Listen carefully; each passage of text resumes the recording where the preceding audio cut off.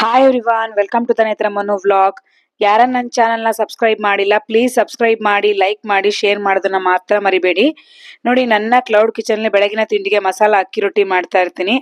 ಇಷ್ಟು ದೊಡ್ಡದಾಗಿ ಹೇಗೆ ಬರುತ್ತೆ ಅಂತೆಲ್ಲ ತುಂಬಾ ಜನ ಕೇಳ್ತಾ ಇರ್ತಾರೆ. ಇದಕ್ಕೆಲ್ಲ ಕಾರಣ ನೋಡಿ, ಇಷ್ಟು ದೊಡ್ಡದಾಗಿ ಇಷ್ಟು ತೆಳುವಾಗಿ ಬರೋದಕ್ಕೆ ಕಾರಣ ನನ್ನ ಈ ರೊಟ್ಟಿ ಮಿಷಿನು. ಇದು ಕೂಡ ನಾನು ಸೇಲ್ ಮಾಡ್ತಾ ಇದ್ದೀನಿ. ನನ್ನ ಸ್ಕ್ರೀನ್ ಮೇಲೆ ಬರ್ತಿರೋಂಥ ನಂಬರ್ಗೆ ಕಾಂಟ್ಯಾಕ್ಟ್ ಮಾಡಿ. ಹಾಗೆ ನನ್ನ ಡಿಸ್ಕ್ರಿಪ್ಷನ್ ಬಾಕ್ಸ್ ಅಲ್ಲಿ ಕೂಡ ನಾನು ನನ್ನ ನಂಬರ್ನ ಹಾಕಿರ್ತೀನಿ. ಕಾಂಟ್ಯಾಕ್ಟ್ ಮಾಡಿ ನೀವು ಕೂಡ ಆರ್ಡರ್ ಮಾಡ್ಕೋಬಹುದು ಈ ರೊಟ್ಟಿ ಮಿಷಿನ್ ನ.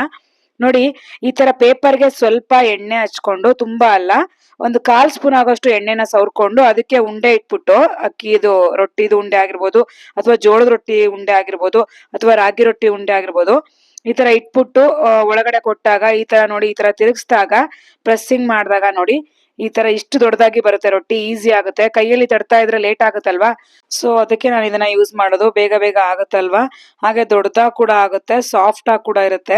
ನೋಡಿ, ಈ ಪೇಪರ್ ಕೂಡ ಅಷ್ಟೇನೆ, ನೀವು ಹೋಳಿಗೆಗಾಗಿರ್ಬೋದು ಅಥವಾ ರೊಟ್ಟಿಗಾಗಿರ್ಬೋದು ಯೂಸ್ ಮಾಡ್ಬೋದು. 1 ಇಯರ್ ತನಕ ಆರಾಮ್ಸೆ ನೀವು ಯೂಸ್ ಮಾಡ್ಬೋದು. ತುಂಬಾನೇ ಚೆನ್ನಾಗಿರುತ್ತೆ. ನೀವು ಒಂದ್ಸಲ ಟ್ರೈ ಮಾಡಿ. ಮಿಷಿನ್ ಇಂಟ್ರೆಸ್ಟ್ ಇದ್ರೆ ನೀವು ಕೂಡ ಬೈ ಮಾಡಿ ತಗೊಳ್ಳಿ. ನನ್ನ ಡಿಸ್ಕ್ರಿಪ್ಷನ್ ಬಾಕ್ಸ್ ನನ್ನ ಕಾಂಟ್ಯಾಕ್ಟ್ ನಂಬರ್ನ ಹಾಕಿರ್ತೀನಿ. ಹಾಗೆ ನೋಡಿ, ಈವ್ನಿಂಗಿಗೆ ನಾನು ಜೋಳದ ರೊಟ್ಟಿ ಮತ್ತೆ ಎಣ್ಗಾಯಿ ಪಲ್ಯ ಮಾಡ್ತಾ ಇದ್ದೆ. ಅಂದ್ರೆ ಒಂದು 5 ಮೆಂಬರ್ಸಿಗೆ ಮಾಡ್ತಾ ಇದ್ದೆ, ತುಂಬಾ ಜನ ಇರ್ಲಿಲ್ಲ.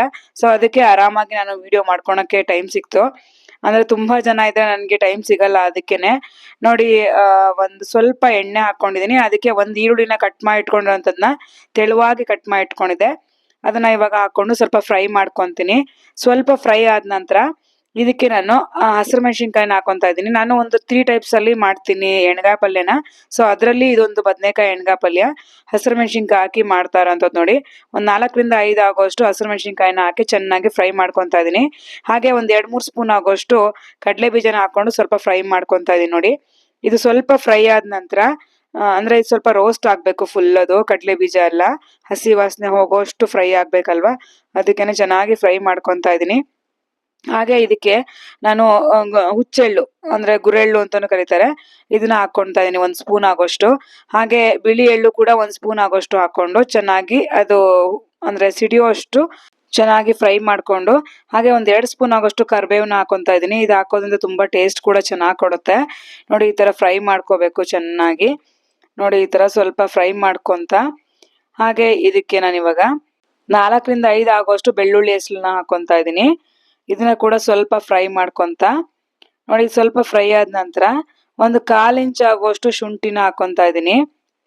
ಹಾಗೆ ಇದನ್ನ ಸ್ವಲ್ಪ ಬೆಚ್ಚಗ್ ಮಾಡ್ಕೊಂತ, ಇವಾಗ ನಾನು 1 ಸ್ಪೂನ್ ಆಗುವಷ್ಟು ಹುರಿಗಡ್ಲೆನ ಹಾಕೊಂಡಿದೀನಿ. ಹಾಗೆ ಇದಕ್ಕೆ ಕೊಬ್ಬರಿ, ಅಂದ್ರೆ ಒಣ ಕೊಬ್ಬರಿನ ಒಂದು ಅರ್ಧ ಭಾಗದಲ್ಲಿ 1/4 ಭಾಗ ಆಗುವಷ್ಟು ತಗೊಂಡಿದೀನಿ ಕೊಬ್ಬರಿನ, ಒಣ ಕೊಬ್ಬರಿನ. ಇದು ಕೂಡ ತುಂಬಾ ಟೇಸ್ಟ್ ಚೆನ್ನಾಗಿ ಕೊಡುತ್ತೆ, ಅದಕ್ಕೇನೆ ಒಣ ಕೊಬ್ಬರಿ ಹಾಕ್ತಾ ಇರೋದು. ಹಾಗೆ ಹಸಿ ಕಾಯಲ್ಲಿ ಒಂದು ಅರ್ಧ ಭಾಗ ಆಗೋಷ್ಟು ಕಾಯಿ ತುರಿನ ತಗೊಂಡಿದೀನಿ. ನೋಡಿ, ಇದನ್ನು ಕೂಡ ಹಾಕೊಂಡು ಚೆನ್ನಾಗಿ ಸ್ವಲ್ಪ ಬೆಚ್ಚಗಾಗೋಷ್ಟು ಫ್ರೈ ಮಾಡ್ಕೋಬೇಕು. ತುಂಬಾನೇ ಟೇಸ್ಟ್ ಕೂಡ ಚೆನ್ನಾಗಿರುತ್ತೆ. ಇದು ನಮ್ಮ ಮಲ್ನಾಡ್ ಕಡೆ ಹೆಚ್ಚಾಗಿ ಮಾಡ್ತಾರೆ. ಈ ಜೋಳದ ರೊಟ್ಟಿಗೆ ಮತ್ತೆ ಅಕ್ಕಿ ರೊಟ್ಟಿಗೆ ಮತ್ತೆ ಈ ಬಿರಂಜಿ ಅಂತ ಮಾಡ್ತಾರೆ, ಅದಕ್ಕೆಲ್ಲ ಕಾಂಬಿನೇಷನ್ ತುಂಬಾ ಚೆನ್ನಾಗಿರುತ್ತೆ ಈ ಪಲ್ಯ. ಸೊ ಈ ತರ ನಮ್ಮ ಮಲ್ನಾಡ್ ಕಡೆಯವರಿಗೆ ಗೊತ್ತಿರುತ್ತೆ, ಈ ಶಿವಮೊಗ್ಗ ಸಾಗರ ಕಡೆಯವರಿಗೆ. ನಮ್ ಕಡೆ ಈ ತರ ಪಲ್ಯ ಮಾಡೋದು, ಅದಕ್ಕೆ ನಾನು ಈ ತರ ಮಾಡ್ತಾ ಇದೀನಿ. ನೋಡಿ, ಹಾಗೆ ಮನೆಯಲ್ಲೇ ಮಾಡಿ ಇಟ್ಕೊಂಡಿರುವಂತ ಸಾಂಬಾರ್ ಪುಡಿನ ಒಂದು 3 ಸ್ಪೂನ್ ಆಗೋಷ್ಟು ಹಾಕೊಂಡೆ. ಹಾಗೆ ಒಂದು ಸ್ವಲ್ಪ ಆಗೋಷ್ಟು ಕೊತ್ತಂಬರಿ ಸೊಪ್ಪನ್ನ ಹಾಕೊಂಡಿದೀನಿ. ಇದನ್ನೆಲ್ಲ ಹಾಕೊಂಡು ಸ್ವಲ್ಪ ಈ ತರ ಫ್ಲೇಮ್ ನೆಲ್ಲ ಆಫ್ ಮಾಡ್ಕೊಂಡು ಈ ತರ ಮಿಕ್ಸ್ ಮಾಡ್ಕೊಂತಾ ಇದೀನಿ. ನೋಡಿ, ಫ್ಲೇಮ್ ಎಲ್ಲ ಆಫ್ ಆಗಿದೆ. ಸೊ ಇದನ್ನ ಇವಾಗ ಚೆನ್ನಾಗಿ ಅಂದ್ರೆ ತುಂಬಾ ನುಣ್ಣಗೆ ರುಬ್ಕೋಬಾರ್ದು, ಸ್ವಲ್ಪ ತರಿತರಿ ಆಗೋಷ್ಟು ರುಬ್ಕೊಳ್ಳೋದಕ್ಕೆ ಇವಾಗ ನಾನು ಈ ಮಸಾಲ ಮಾಡ್ಕೊಂಡಿರೋದ್ನೆಲ್ಲ ನಾನು ಇವಾಗ ಮಿಕ್ಸಿ ಜಾರ್ಗೆ ಹಾಕೊಂತಾ ಇದೀನಿ. ತುಂಬಾ ನುಣ್ಣಗೆ ರುಬ್ಕೊಂಡ್ರೆ ನಿಮ್ಗೆ ಅಷ್ಟು ಟೇಸ್ಟ್ ಅನ್ಸಲ್ಲ. ಸೊ ಅದಕ್ಕೆ ಈ ಕಡಲೆ ಬೀಜ ಮತ್ತೆ ಹುರುಗಡ್ಲೆ ಅದೆಲ್ಲ ಬಾಯಿಗೆ ಸ್ವಲ್ಪ ತರತರಿಯಾಗಿ ಸಿಗ್ತಾ ಇರ್ಬೇಕು. ಈ ಕೊಬ್ಬರಿ ಕೂಡ ಅಷ್ಟೇನೆ. ಹಾಗೆ ನೋಡಿ, ಹುಣಸೆ ಹಣ್ಣು ನೆನ್ಸಿಟ್ಕೊಂಡಿರೋದೆ, ಅದನ್ನ ರಸ ಕೂಡ ಹಾಕೊಂತಾ ಇದೀನಿ. ಹುಣಸೆ ಹಣ್ಣಿನ ರಸನ ಹಾಕೊಂಡು ಇವಾಗ ಬೆಲ್ಲ ಕೂಡ ಆಪ್ಷನಲ್, ಬಟ್ ನಾವು ಬೆಲ್ಲ ಹಾಕೇ ಹಾಕ್ತಿವಿ ಎಣ್ಗಾಯಿ ಪಲ್ಯಕ್ಕೆ. ಅದಕ್ಕೆ ಒಂದ್ ಅರ್ಧ ಸ್ಪೂನ್ ಆಗೋಷ್ಟು ಬೆಲ್ಲನ ಹಾಕೊಂಡಿದೀನಿ. ಹಾಗೆ ರುಚಿಗೆ ತಕ್ಕಷ್ಟು ಉಪ್ಪನ್ನ ಹಾಕೊಂತಾ ಇದೀನಿ. ನೀವು ಹದವಾಗಿ ಹಾಕಿದ್ರೆ ಸೊ ಎಣ್ಗಾಯಿ ಪಲ್ಯಕ್ಕೆ ಈಸಿ ಆಗುತ್ತೆ ಮಸಾಲ ಎಲ್ಲ ತುಂಬೋದಕ್ಕೆ. ಅಂದ್ರೆ ಕರೆಕ್ಟ್ ಆಗಿ ಹಾಕೋವಾಗ್ಲೇ ನೀಟಾಗಿ ಹಾಕ್ಬಿಡ್ಬೇಕು. ನೋಡಿ, ಇವಾಗ ರುಬ್ಕೊಂಡ್ ಬಂದಿದೀನಿ. ಇವಾಗ ರುಬ್ಬಿ ಆಗಿದೆ. ಇವಾಗ ನೋಡಿ, ನಾನು ಚೆನ್ನಾಗಿ ತೊಳೆದು ನೋಡಿ ಈ ತರ ಕಟ್ ಮಾಡ್ಕೊಂತಾ ಇದೀನಿ. ನೋಡಿ ಈ ತರ ಹುಳ ಇದ್ರೆ ನೋಡಿ ಮಾಡ್ಬೇಕು, ಯಾಕಂದ್ರೆ ಅದ್ರೊಳಗಡೆ ಹುಳ ಇದ್ರೆ ಗೊತ್ತಾಗಲ್ಲ ಅಲ್ವಾ. ಸೊ ಅದಕ್ಕೆ ಈ ತರ ನೋಡಿ ನೋಡಿ ಮಾಡ್ತಾ ಇರ್ತೀನಿ ನಾನು. ಪ್ರತಿಯೊಂದನ್ನು ಈ ತರ ಕಟ್ ಮಾಡಿ ನೀರಿಗೆ ಹಾಕೊಂಡಿರ್ತೀನಿ. ಯಾಕಂದ್ರೆ ನೀರಲ್ಲಿ ಹಾಕೋದ್ರಿಂದ ಅದು ಅದ್ರದ್ದು ಕಪ್ಪು ಎಲ್ಲ ಬಿಟ್ಕೊಳ್ಳುತ್ತೆ. ಅವಾಗ ನಿಮ್ಗೆ ಪಲ್ಯ ಕೂಡ ತುಂಬಾ ಟೇಸ್ಟ್ ಕೊಡುತ್ತೆ. ಇಲ್ಲಾಂದ್ರೆ ಸೌಳು ಅನ್ಸುತ್ತೆ. ಅಂದ್ರೆ ನಮ್ಮ ಕಡೆ ಭಾಷೆಲಿ ಸೌಳು ಅಂತ ಹೇಳ್ತಾರೆ. ಯಾಕಂದ್ರೆ ಅದು ಒಳಗಡೆ ಇರುವಂತ ಆ ಕಪ್ಪು, ನಾವು ನೀರಿಗೆ ಹಾಕ್ದಾಗ ಕಪ್ಪು ಬಣ್ಣ ಬಿಟ್ಕೊಳತ್ತಲ್ವಾ, ಅದು ಅಡ್ಗೆನಲ್ಲಿ ಇದ್ರೆ ಒಂಥರ ಕಹಿ ಒಗರು ಅಂತ ಅನ್ಸುತ್ತೆ ಅಂತ ಹೇಳ್ತಾರೆ. ಸೊ ಅದಕ್ಕೆ ನಾನು ಏನ್ ಮಾಡ್ತೀನಿ, ಆತರ ನೀರ್ಗೆ ಹಾಕ್ದಾಗ ಸ್ವಲ್ಪ ಅದು ಕಪ್ಪಾಗಿ ಬಿಟ್ಕೊಳ್ಳುತ್ತೆ ಅದರದ್ದು ಒಗರೆಲ್ಲ. ಸೊ ಆಗ ತೊಳ್ಕೊಂಡು ನೀಟಾಗಿ ಮತ್ತೆ ಒಂದ್ಸಲ ನೋಡಿ. ಇವಾಗ ಹಾಗೆ ಇದನ್ನ ಫ್ರೈ ಮಾಡ್ಕೊಂತಾ ಇದೀನಿ. ಒಂದ್ ಬಾಣ್ಲಿಗೆ ಎಣ್ಣೆ ಹಾಕೊಂಡು ಈ ಬದ್ನೆಕಾಯಿ ಕಟ್ ಮಾಡಿ ಇಟ್ಕೊಂಡಿರುವಂತದ್ದೆಲ್ಲ ಸ್ವಲ್ಪ ಫ್ರೈ ಮಾಡ್ಕೊಂತಾ ಇದೀನಿ. ಯಾಕಂದ್ರೆ ಕೆಲವೊಂದ್ ಬದ್ನೆಕಾಯಿ ಬೇಯೋದೇ ಇಲ್ಲ. ಅದಕ್ಕೆ ಈ ತರ ಸ್ವಲ್ಪ ಫ್ರೈ ಮಾಡ್ಕೊಂಡು ಅದು ತಣ್ಣಗಾದ ನಂತರ ನೋಡಿ, ಇವಾಗ ನಾನು ಅಂದ್ರೆ ಫುಲ್ ಫ್ರೈ ಬೇಡ, ಸ್ವಲ್ಪ ಸ್ವಲ್ಪ ಫ್ರೈ ಮಾಡ್ಕೊಂಡಿರ್ಬೇಕು. ಇವಾಗ ಮಸಾಲ ಮಾಡ್ಕೊಂಡಿದ್ನಲ್ವಾ, ಅದನ್ನೆಲ್ಲ ಇವಾಗ ನಾನು ಫಿಲ್ ಮಾಡ್ಕೋತೀನಿ ನೋಡಿ. ನಾನು ಹೇಳಿದ್ನಲ್ವಾ, ಇದ್ರಲ್ಲೇ ಒಂದ್ 2-3 ತರ ಎಣ್ಗಾಯಿ ಪಲ್ಯನ ಮಾಡ್ತೀನಿ ನಾನು ರೆಡ್ ಕಲರ್ ಅಂದ್ರೆ ಒಣಮೆಣಸಿನ್ಕಾಯಿ ಕೂಡ ಹಾಕಿ ಮಾಡ್ತೀನಿ, ಹಸಿರು ಮೆಣಸಿನ್ಕಾಯಿ ಕೂಡ ಹಾಕಿ ಮಾಡ್ತೀನಿ. ಒಂದ್ 2-3 ತರ ಮಾಡ್ತೀನಿ ನಾನು ಇದ್ರಲ್ಲೇನೆ. ಟೊಮೆಟೊ, ಈರುಳ್ಳಿ ಎಲ್ಲ ಹಾಕಿ ಕೂಡ ಮಾಡ್ತೀನಿ, ಅದು ಕೂಡ ತುಂಬಾ ಚೆನ್ನಾಗಿರುತ್ತೆ. ಸೊ ದಿನ ಒಂದೊಂದ್ ತರ ಚೇಂಜಸ್ ಮಾಡ್ತಾ ಇರ್ತೀನಿ ಅವಾಗವಾಗ. ನೋಡಿ, ಇದು ತುಂಬಾನೇ ನನ್ಗೆ ತುಂಬಾ ಇಷ್ಟ ಆಗೋದು ಈ ಎಣ್ಗಾಯಿ ಪಲ್ಯನೇ. ಯಾಕಂದ್ರೆ ನಮ್ಮ ಅಮ್ಮನ ಮನೆ ಕಡೆ ಹೆಚ್ಚಾಗಿ ಇದೇ ತರ ಎಣ್ಗಾಯಿ ಪಲ್ಯ ಮಾಡೋದು. ಸೊ ಅದಕ್ಕೆ ನಮ್ಗೆ ತುಂಬಾ ಇಷ್ಟ. ನೋಡಿ, ಇದು ತುಂಬಾ ಟೇಸ್ಟಿ ಆಗಿರುತ್ತೆ.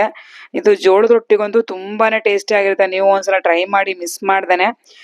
ಆಕ್ಚುಲಿ ಯಾರೋ ಹಾಕಿದ್ರಿ, ಕಮೆಂಟ್ ಮಾಡಿದ್ರಿ, ಅದಕ್ಕೋಸ್ಕರ ನಾನು ನಿಮ್ಗೆ ಈ ರೆಸಿಪೀಸ್ನ ತೋರಿಸ್ತಾ ಇದ್ದೀನಿ. ನೋಡಿ, ಇದು ಸ್ಟಫಿಂಗ್ ಎಲ್ಲ ಆಗಿದೆ ಅಲ್ವಾ. ಇವಾಗ ಒಂದ್ ಪ್ಯಾನ್ಗೆ ನಾನು ಎಣ್ಣೆ ಹಾಕೊಂತಾ ಇದೀನಿ. ಸ್ವಲ್ಪ ಎಣ್ಣೆ ಫ್ರೈ ಮಾಡಿರೋದಿತ್ತು, ಅದಕ್ಕೆ ನಾನು ಇವಾಗ ಸ್ವಲ್ಪ ಎಣ್ಣೆನ ಹಾಕೊಂಡು ಇವಾಗ ಸಾಸಿವೆನ ಹಾಕೋತಾ ಇದೀನಿ. ಸಾಸಿವೆ ಸಿಡಿದ ನಂತರ ನೋಡಿ ಕರ್ಬೇವ್ನ ಹಾಕೊಂತಾ ಇದೀನಿ. 1-2 ಸ್ಪೂನ್ ಆಗೋಷ್ಟು ಕರ್ಬೇವ್ನ ಹಾಕೊಂಡು ಸಿಡಿದ ನಂತರ ನಾನು ಇವಾಗ ಸ್ಟಫ್ ಮಾಡಿರುವಂತ ಬದನೆಕಾಯಿನ ಇಡ್ತಾ ಇದೀನಿ. ನೋಡಿ, ಇದು ಮಸಾಲ ಎಲ್ಲ ಸ್ಟಫ್ ಮಾಡಿದ್ನಲ್ವಾ, ಅದೆಲ್ಲ ಬದನೆಕಾಯಿನ ಒಂದ್ ಕಡೆಯಿಂದ ಈ ತರ ಜೋಡಿಸ್ಕೊಂತ ಬರ್ತಾ ಇದೀನಿ.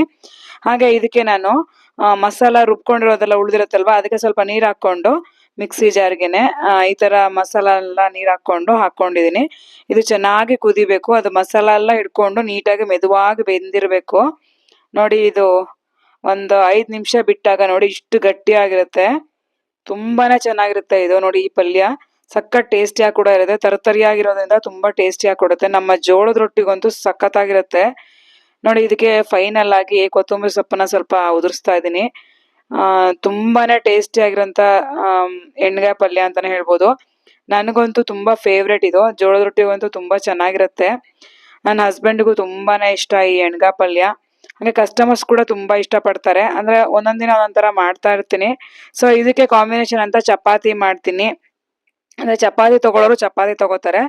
ಸೊ ಆ ತರ ಚೇಂಜಸ್ ಇರುತ್ತೆ. ಅಂದ್ರೆ ಜೋಳ ರೊಟ್ಟಿ ತಗೊಳ್ಳೋರು ಜೋಳ ರೊಟ್ಟಿ ತಗೋತಾರೆ. ನೋಡಿ, ಜೋಳ ರೊಟ್ಟಿ ಕೂಡ ನಾನು ಮಿಷಿನ್ ಅಲ್ಲೇ ಮಾಡೋದು. ಸೊ ನಾನು ತುಂಬಾ ವ್ಲಾಗ್ಸ್ ಅಲ್ಲಿ ತೋರಿಸಿದೀನಿ, ಹಳೆ ಪ್ರೀವಿಯಸ್ ವ್ಲಾಗ್ಸ್ ಅಲ್ಲಿ, ನೀವು ಕೂಡ ಚೆಕ್ ಮಾಡಿ. ಹಾಗೆ ನೋಡಿ, ಬೆಳಗಿನ ತಿಂಡಿಗೆ ನೀರ್ ದೋಸೆ ಮಾಡಿದೆ. ಈ ನೀರ್ ದೋಸೆ ಹಂಚಿಂದ ಕೂಡ ಹೇಳ್ಬೇಕು ನಾನು, ಯಾಕಂದ್ರೆ ಇದನ್ನು ಕೂಡ ನಾನು ನಿಮ್ಗೆ ಸೇಲ್ ಮಾಡ್ತಾ ಇದ್ದೀನಿ. ನೀವು ಬೇಕಿದ್ರೆ, ಇಂಟ್ರೆಸ್ಟ್ ಇದ್ರೆ ನೀವು ಕೂಡ ಆರ್ಡರ್ ಮಾಡಿ ತಗೋಬಹುದು. ನನ್ನ ಸ್ಕ್ರೀನ್ ಮೇಲೆ ಬರ್ತಿರೋಂಥ ನಂಬರ್ಗೆ ಕಾಂಟ್ಯಾಕ್ಟ್ ಮಾಡಿ. ಹಾಗೆ ನನ್ನ ಡಿಸ್ಕ್ರಿಪ್ಷನ್ ಬಾಕ್ಸ್ ಅಲ್ಲಿ ಕೂಡ ನನ್ನ ನಂಬರ್ನ ಹಾಕಿರ್ತೀನಿ. ನಿಮ್ಗೆ ಏನಾದ್ರು ಇಂಟ್ರೆಸ್ಟ್ ಇದ್ರೆ ಈ ತರ ದೋಸೆ ತವ ಬೇಕು ಅಂದ್ರೆ ತುಂಬಾನೇ ಚೆನ್ನಾಗಿರುತ್ತೆ. ನೋಡಿ, ನಾನಂತೂ ನೀರ್ ದೋಸೆ, ರವೆ ರೊಟ್ಟಿ, ಆಮೇಲೆ ಬಳಿಯೋ ರೊಟ್ಟಿ ಅಂತೆಲ್ಲ ಮಾಡ್ತಿರ್ಲ, ಅದೆಲ್ಲ ತುಂಬಾ ಚೆನ್ನಾಗ್ ಬರುತ್ತೆ. ಪ್ರತಿಯೊಂದು ದೋಸೆನೂ ತುಂಬಾನೇ ಚೆನ್ನಾಗ್ ಬರುತ್ತೆ. ಈ ದೋಸೆನಲ್ಲಿ ನೀವು ಅಪ್ ಟು 15 ಇಯರ್ಸ್ ಅಂತೂ ಇಟ್ಕೋಬಹುದು ನನ್ನ ಪ್ರಕಾರ. ನನ್ಗಷ್ಟು ಇಷ್ಟ ಆಗಿದೆ ಈ ಹಂಚು ಅಂತೂ. ತುಂಬಾನೇ ಚೆನ್ನಾಗಿದೆ, ದೊಡ್ಡದಾಗಿದೆ. ನಿಮ್ಗೂ ಬೇಕಿದ್ರೆ ನೀವು ಕೂಡ ಆರ್ಡರ್ ಮಾಡ್ಕೊಳ್ಳಿ. ನೋಡಿ, ಬೆಳಗಿನ ತಿಂಡಿಗೆ ನೀರ್ ದೋಸೆ ಮತ್ತೆ ಸಿಹಿ ಚಟ್ನಿ ಮತ್ತೆ ಕಾಯಿ ಚಟ್ನಿ ಮಾಡಿದೆ. ತುಂಬಾನೇ ಚೆನ್ನಾಗಿತ್ತು. ಕಸ್ಟಮರ್ಸ್ ಕೂಡ ತುಂಬಾ ಇಷ್ಟಪಟ್ಟು ತಗೋತಾರೆ. ಸೊ ನಿಮ್ಗೂ ಏನಾದ್ರು ಬೇಕಿದ್ರೆ ನೀವು ಕೂಡ ಈ ದೋಸೆ ತವನ ಆರ್ಡರ್ ಮಾಡ್ಕೊಳ್ಳಿ. ಹಾಗೆ ಇಲ್ಲಿಗೆ ಈ ವಿಡಿಯೋನ ಮುಗಿಸ್ತಾ ಇದ್ದೀನಿ. ಈ ವಿಡಿಯೋ ಏನಾದ್ರೂ ಇಷ್ಟ ಆಗಿದ್ರೆ ಪ್ಲೀಸ್ ಲೈಕ್ ಮಾಡಿ, ಶೇರ್ ಮಾಡಿ, ಸಬ್ಸ್ಕ್ರೈಬ್ ಮಾಡೋದನ್ನ ಮಾತ್ರ ಮರಿಬೇಡಿ. Thank you all.